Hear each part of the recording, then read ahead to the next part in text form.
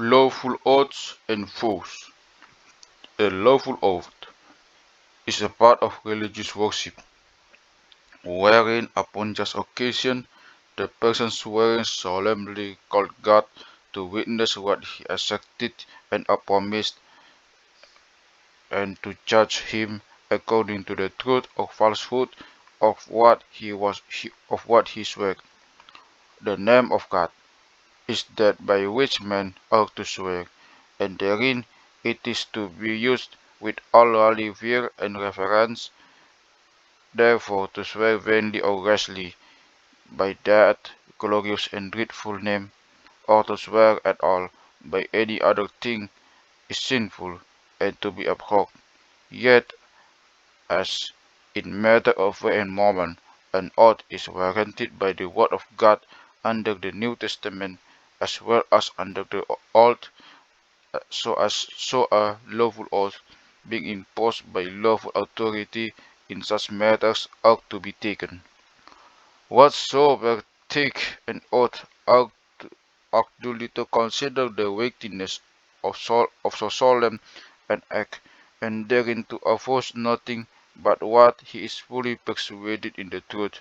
Neither may any man bind himself by oath to anything but what is good and just, and what he believes so to be, and what he is able resolved to perform. Yet it is a sin to refuse an oath touching anything that is good and just, being imposed by lawful authority. An oath is to be taken in the plain and common sense of the words, without equivocation or mental reservation. It cannot oblige to sin, but in anything not sinful being taken, it binds the performance, although to a although to a man's own heart, nor is it to be violated, although made to heretics or infidels. A vows. A vow is of like nature with a promissory oath, and ought to be made with the like religious care, and to be performed with the like faithfulness.